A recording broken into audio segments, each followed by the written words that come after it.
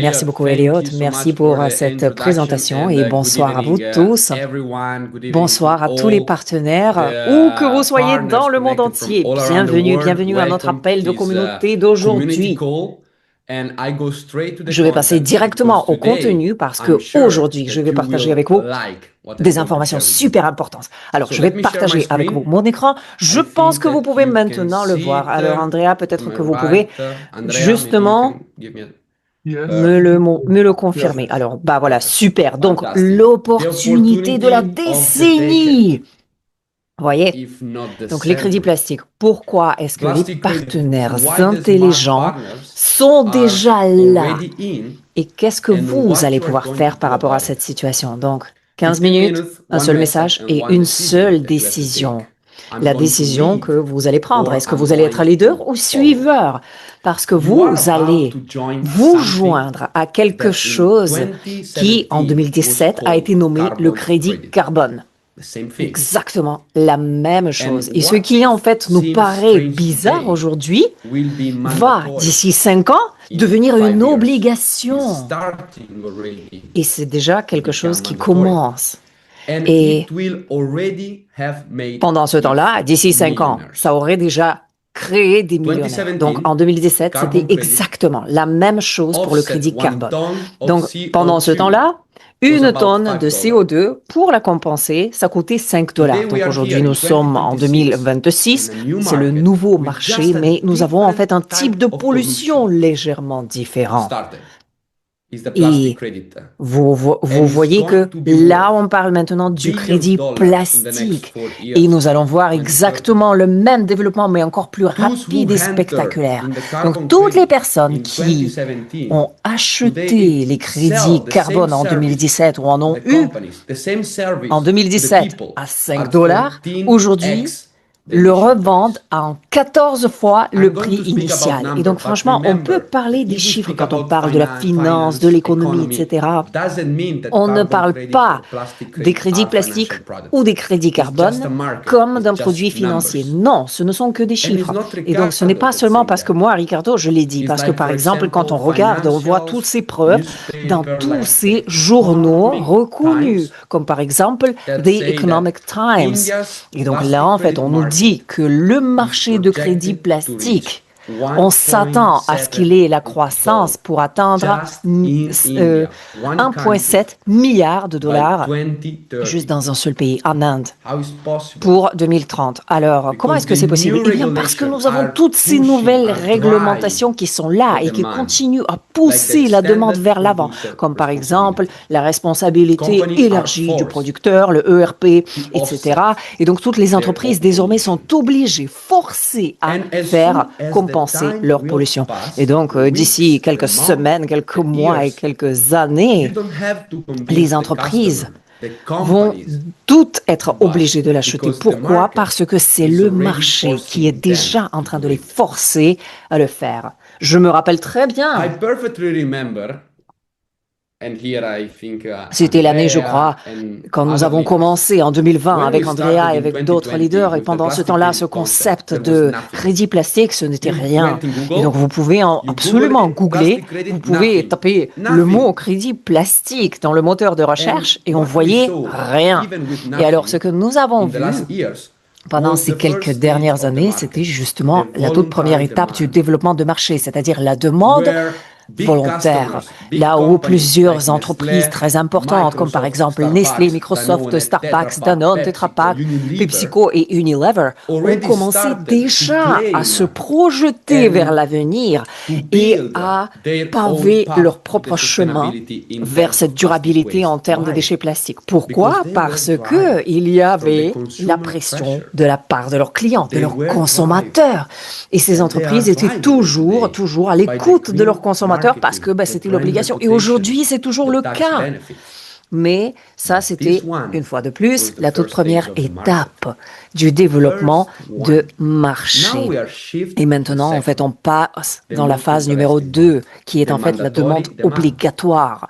Obligatoire, c'est-à-dire que le client doit acheter. Les entreprises sont obligées de compenser leur propre pollution et réduire leur pollution plastique. Donc nous avons cette réglementation ERP, responsabilité élargie du producteur, le PPWR, règlement européen sur les emballages et les déchets d'emballage, le CSRD, etc. Donc vous en voyez plein.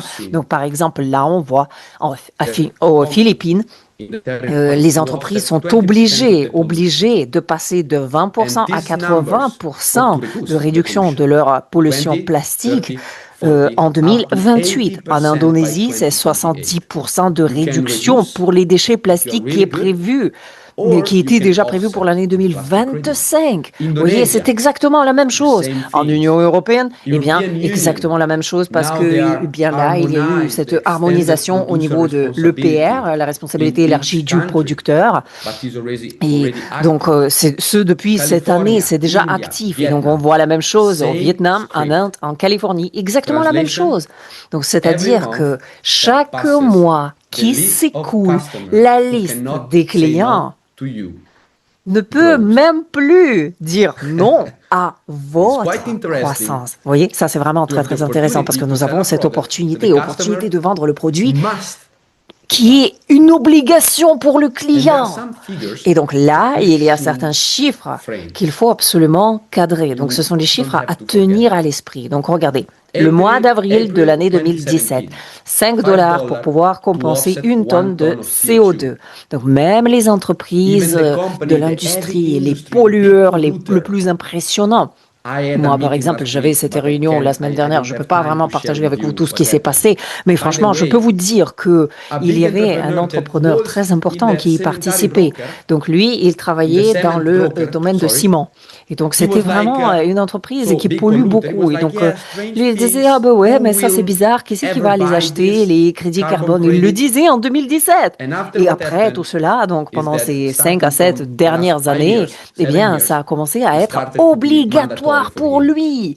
Et c'est bien pour ça que toutes ces réglementations qui obligent les grands pollueurs à acheter les crédits carbone pour pouvoir compenser leurs émissions. Donc les mêmes tonnes, le même mécanisme, mais aujourd'hui, vous voyez le prix. Aujourd'hui, c'est 1300% plus que ce que c'était en 2017. Même histoire. Même scénario, juste une seule différence. Vous êtes en ce moment comme c'était en 2017 pour la situation de crédit carbone. Imaginez. Donc vous êtes actuellement sur ce marché pour lequel on prévoit une croissance pour atteindre 1,7 milliard de dollars pour les 4 prochaines années, jusqu'en 2030. Donc vous voyez maintenant, que ce soit Lumina ou Thomas ou Ricardo, nous tous, on est sur ce marché pour lequel une croissance de plusieurs milliards de dollars est prévue pour l'année 2030. Donc ça va être une multiplication de plusieurs fois si on peut en fait vraiment copier le modèle du crédit carbone. Et ça, c'est quelque chose qui va se passer parce que les réglementations, elles sont déjà là. Donc nous avons en fait 4 moteurs. Et tous ces moteurs sont déjà en marche. Et tous ces moteurs nous poussent dans le même sens, dans la même direction. Donc, le premier, c'est la demande volontaire qui vient de passer vers la demande obligatoire. Donc, ça, c'est déjà la première transformation que je viens de vous illustrer. Le troisième moteur, c'est en fait le retrait structurel de la circulation. Oui, tout à fait, parce que l'on le sait déjà qu'à chaque fois que l'entreprise achète un crédit plastique sur le marché public, il veut derrière affirmer son avantage environnemental, sa neutralité plastique, avoir cette étiquette à montrer à tout le monde. Afin de pouvoir avoir cette étiquette, eh bien, il faut retirer ce crédit de la circulation pour tout jamais. Alors, qu'est-ce que cela signifie? Eh bien, cela signifie que l'offre s'autodétruit. L'offre retombe. Donc, nous avons plus de demandes et moins d'offres. Vous voyez? C'est un petit peu comme si vous aviez un seau rempli d'eau et on a en fait 200 personnes qui veulent boire. Un petit peu. Et à chaque fois que quelqu'un se sert dans ce seau, eh bien, il y a de moins en moins d'eau. Le niveau retombe, donc il y a moins d'eau. Mais derrière, nous avons les gens qui continuent à arriver. Et tout le monde veut toujours cette eau qui est dans ce même seau. Mais à chaque fois, le niveau d'eau retombe et retombe et retombe et retombe. Alors qu'est-ce qui se passe avec le prix pour cette eau? Facile, pas vrai? Eh bien, le prix va augmenter. Et le tout dernier moteur que nous voyons ici, c'est en fait la spéculation financière. Ah oui, tout à fait. On ne s'en rappelle pas. Mais on travaille aujourd'hui comme on travaillait en 2021. Et donc la finance, elle était toujours là. Elle participait même dans les services de durabilité.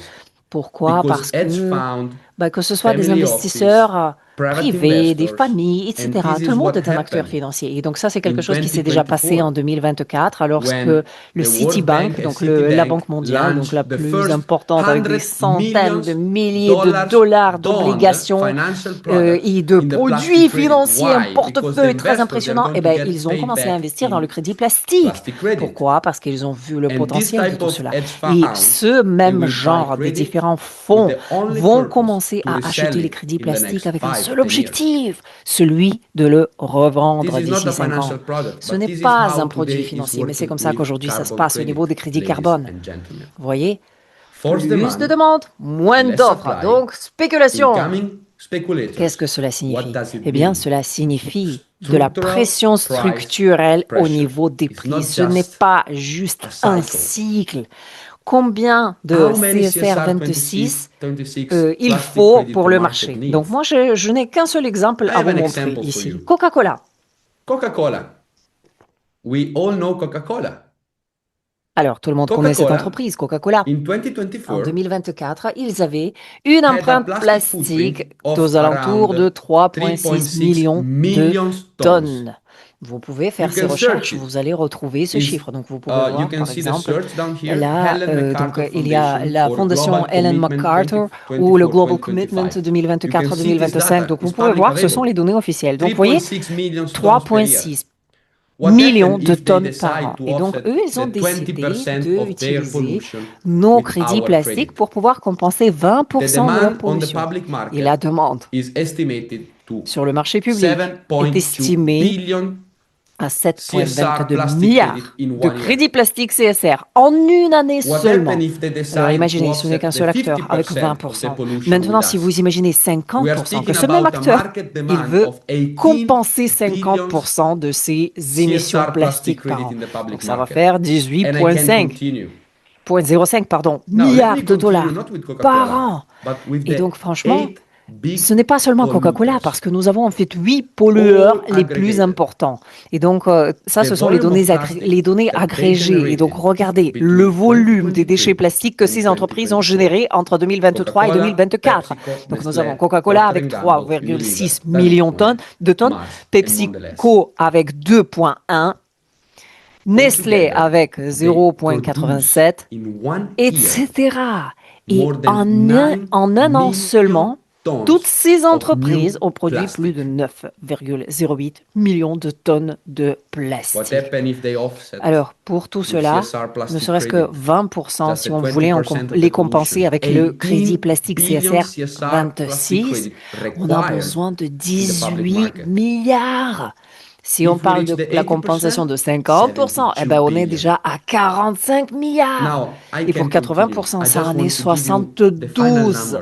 Et donc, franchement, je peux continuer avec cela, mais juste pour vous donner le chiffre, en 2025, nous avons émis sur le marché moins de 600 millions de crédits. D'accord? Est-ce que vous avez peur que notre service n'ait pas de la croissance ou que notre prix n'ait pas de croissance? Non, mais franchement, je viens de vous montrer les 8 entreprises les plus importantes sur le marché.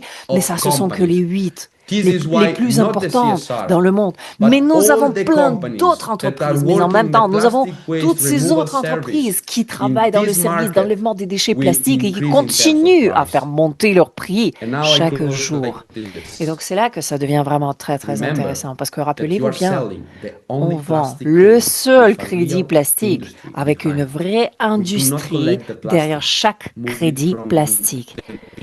On collecte les déchets plastiques, mais en même temps, on le recycle, on enlève ce problème planétaire. Donc ce n'est pas seulement juste la collecte pour le brûler ou pour le jeter ailleurs, mais on a en fait ce cycle de transformation qui est absolument complet ici.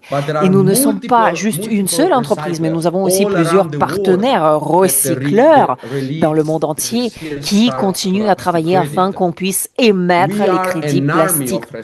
Alors aujourd'hui, nous avons le suivi entier, et ça, c'est quelque chose que la plupart de nos concurrents n'ont pas. Donc nous avons en fait cette traçabilité, mais aussi simplicité grâce à la blockchain, et en même temps, nous sommes le seul crédit plastique public aujourd'hui.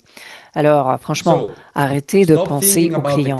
Pensez juste à comment vous pouvez avoir de la croissance dans ce marché. Juste réfléchissez au fait que vous avez en fait cette force obligatoire qui force désormais toutes ces entreprises à acheter ce service et qui, en fait, pousse tout le monde à la croissance du prix pour ce service.